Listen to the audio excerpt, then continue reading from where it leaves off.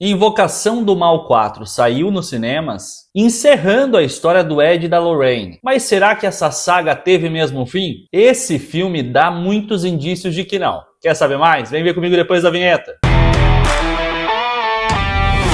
Fala, meus queridos, eu sou o Diogo Alpendre e seja bem-vindo a mais um Viu Comigo, hoje em clima de terror. Eu, como um grande fã de filmes de terror, tanto da saga Invocação do Mal, como também Annabelle e a própria Freira, não podia deixar de assistir a despedida do Ed e da Lorraine, que está acontecendo agora nos cinemas com o lançamento de Invocação do Mal 4. O filme é bom mesmo ou foi só encheção de linguiça? Vem comigo que eu vou te contar, então já aproveita, deixa o seu like nesse vídeo, se inscreve no canal e ativa as notificações para não perder nenhum dos vídeos novos. E vamos direto então para análise do que foi esse filme, que também deixo aqui diversas curiosidades de tudo isso que eles mostraram para nós. Então olha, já fica aqui o alerta, hein? Esse vídeo vai estar repleto de spoilers. E o filme apresenta uma história interessante, baseada em um caso real, documentado na vida do Ed e da Lorraine, e que conta a história da família Smurl, que em 1986 acabam ali sendo atormentados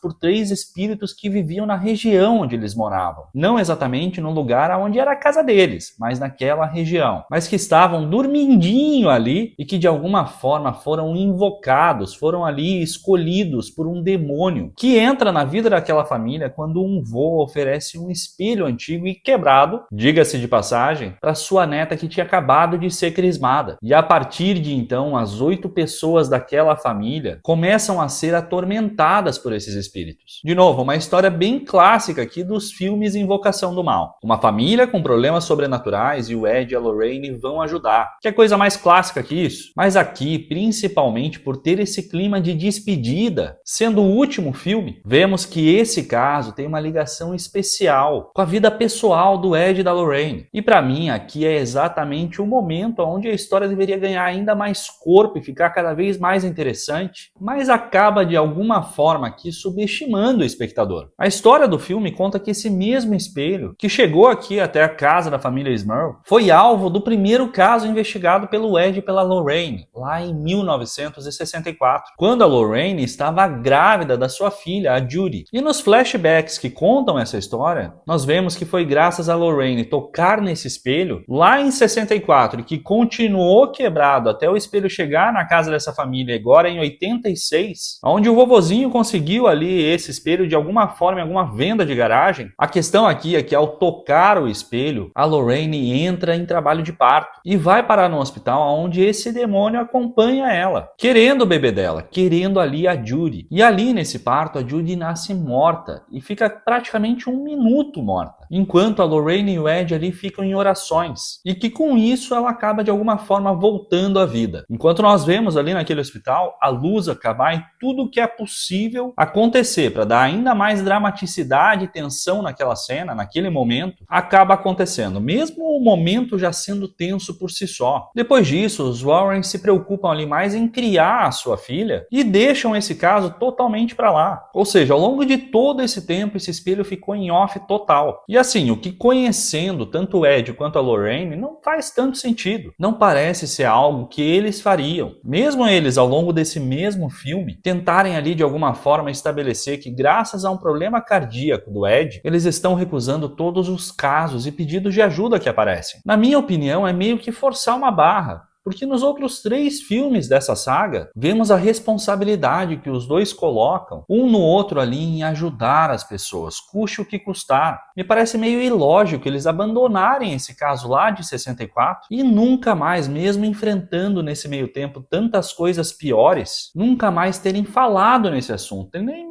mesmo querido saber o que aconteceu com a tal da Vitória, que era a antiga proprietária desse espelho. Ou seja, esse espelho não voltou a ser tema em nenhum dos outros vários filmes da saga. E afinal, é o demônio que tentou tirar a vida da filha deles, a única filha deles. Assim como também não vimos em nenhum dos outros 3 filmes, e nem mesmo nos filmes da Annabelle, nenhuma preocupação tão grande dos Warrens com a Judy, e que nesse filme aqui parece ser uma filha super protegida. Mas enfim, o caso do espelho é um caso real, real, mas que foi só utilizado aqui basicamente como inspiração para criar toda essa narrativa de despedida. Mas quando eu falei que essa história subestima um pouco o espectador, não era só especificamente por isso, mas também porque sabemos que a franquia, que a saga Invocação do Mal, é uma saga extremamente rentável. E o James Wan, que é o criador aqui, em boa parte dos filmes roteirista, quer terminar essa saga enquanto os filmes ainda fazem sentido. Mas é a indústria do cinema. E a New Line, que é a produtora da franquia do filme, meus queridos, essa empresa é movida por dinheiro. Então, mesmo com o desejo do James Wan em acabar com essa saga, eles precisam aqui de alguma forma pavimentar o caminho e preparar o futuro de possíveis spin-offs. E é aí que vemos se desenvolver a história da Judy Warren, filha do Ed e da Lorraine, que nós já tínhamos visto porque ela era a personagem principal ali no filme da Annabelle 3, De Volta para Casa, que contava a história da boneca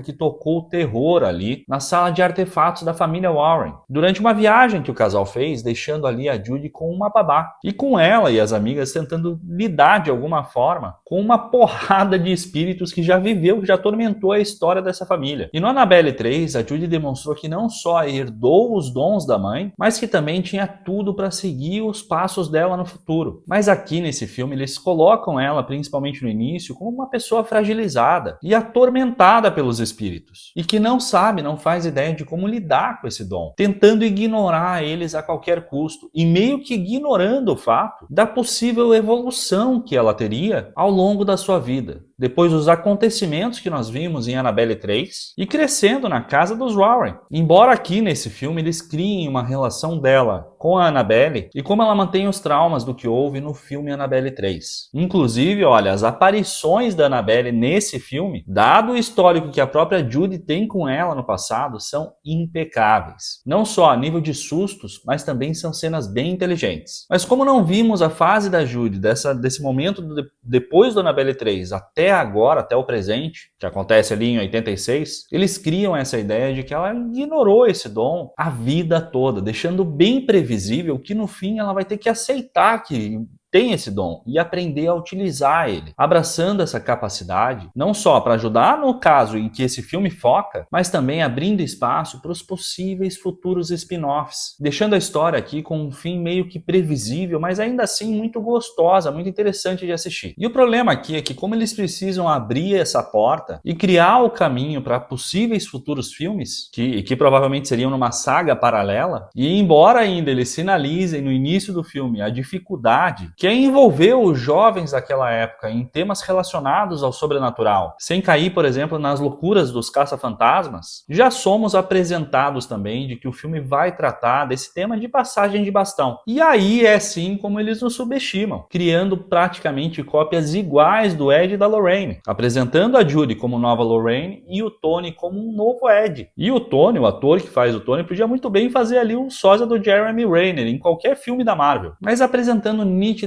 eles como os sucessores do casal, incluindo uma cena onde o Ed literalmente passa a chave da sala de artefatos pro Tony. E isso não chega a ser absurdo, porque no fim, na história real da família Warren, eles são mesmo os cuidadores e os herdeiros do legado dos Warren. Mas aqui, num filme com 2 horas e 15 minutos de duração, acabou por criar mais confusão nessas 3 histórias que de alguma forma precisam se ligar. O caso da família Smurl, a relação pessoal do casal Warren com esse caso em específico, em função do demônio no espelho que quer a Judy a qualquer custo, e a história não só do noivado da Judy com o Tony, mas também da passagem de bastão do Ed e da Lorraine para esse novo casal. Então a história toda fica meio confusa, e muito também em função da edição, que acaba de alguma forma ali em alguns momentos tirando a nossa imersão da história. Por exemplo, na cena do jantar da família Smurl, após o lustre cair na cabeça da filha que foi crismada, são visíveis ali 2 tripés de iluminação, que na hora em que apareceram eu saí totalmente da história e fiquei pensando, aquilo foi proposital? Foi descuido? Quem é que usa tripé com holofotes na sala de jantar? Ainda mais com crianças correndo para lá e para cá naquela casa cheia de gente. E que já vimos essas crianças perambulando por ali em cenas anteriores. Eles não têm um lustre ali? Aí lembrei que o lustre tinha caído do teto na cena anterior. Mas como foi algo tão rápido em meio a tudo que mostraram e intercalaram com cenas muito distantes, vou colocar isso mais na minha conta aqui da minha própria burrice do que necessariamente algum erro da produção do filme. Ou mesmo falha de montagem. Afinal, não foi um erro, foi um acerto de continuidade. Mas que pra mim acabou de alguma forma ali tirando um pouco dessa imersão. Enfim, comentem aqui se quando vocês viram, vocês prestaram atenção nisso. Ou foi algo que passou batido. Mas mesmo a história, na minha opinião, podia ter sido montada ali de uma forma diferente. E mais alinhada com a história dos outros filmes da saga. Mas apesar de tudo isso, o filme continua sendo um filme da saga Invocação do Mal. Portanto, tanto os sustos quanto a presença em cena do Patrick Wilson quanto da Vera Farmiga são incríveis. O caso mesmo, por ser um caso baseado em história real, também traz muita força para o filme. E aproveito aqui para dizer que depois dos créditos tem uma cena explicando um pouquinho mais sobre esse caso real. Então assim, como filme de despedida da saga Invocação do Mal, eu confesso que eu esperava um pouquinho mais. Acho que foram penalizados por essa necessidade ali de abrir caminho para outros filmes que tenham alguma relação com a franquia, tendo que inserir ali a Judy e o Tony como futuros protagonistas de novos filmes, e que claro, vai depender de que esse filme faça sucesso, né? Senão eles fecham a história por aqui, muito próximo do que aconteceu dentro da realidade do casal Ed e Lorraine, mas que no fim eles conseguem um ponto muito positivo, que é o filme fechar com um tom muito emocional, mostrando em cenas o futuro do Ed e da Lorraine, como uma visão que a Lorraine teve, e explicando que no fim tudo acaba bem. E aqui aproveito para deixar só algumas curiosidades em relação a toda essa história, que apesar de ser baseada em fatos reais, foram totalmente adaptadas para se tornarem interessantes e consistentes aqui com a história do filme. A Judy, por exemplo, na realidade nasceu nos anos 40 e não nos anos 60 como é mostrado no filme. E aparentemente não teve nenhum desses problemas que foram mostrados durante o nascimento. Até porque a Lorraine e o Ed começaram a trabalhar nesse universo sobrenatural quando a Judy já era adulta. Além disso, o marido da Judy se chamava mesmo Tony. Foi policial e acabou de alguma forma trabalhando com o Ed e com a Lorraine, documentando os casos deles, muito por influência dos sogros, mas também por ter perdido a mãe e o irmão, o que ligou ele à curiosidade do que acontecia no pós-morte. Outro detalhe bem interessante, que provavelmente muita gente passou despercebido e não se ligou, é que quando a jovem Lorraine, grávida, encosta no espelho, ela tem alguns flashes que são exatamente que nós vemos do ataque desse demônio contra a família Warren e que aparecem no final do filme. Ou seja, bem no fundo do subconsciente da Lorraine, ela já sabia como aquilo iria acabar. Por isso ela diz o que fazer naquela cena quando acontece o final do filme. Show, né? Padrão James Wan. Agora a pergunta que não quer calar: vale assistir esse filme no cinema? Na minha opinião, sim, principalmente se você é fã da saga. Além de que, como todo filme Invocação do Mal, ele está repleto de sustos que no cinema ficam ainda mais intensificados, mas principalmente para homenagear essa saga que tanto trouxe pesadelos para nós, os fãs. Então comenta aqui o que você achou do filme, se você acha mesmo que deve ter algum tipo de continuação aqui com a Judy e com o Tony, ou se a história vai se encerrar por aqui. E não esquece, se você gostou desse vídeo, clica ali na opção de hypar, isso ajuda demais a que o vídeo continue chegando a mais pessoas e o canal continue crescendo. E se você não tinha visto nada disso, agora você viu comigo.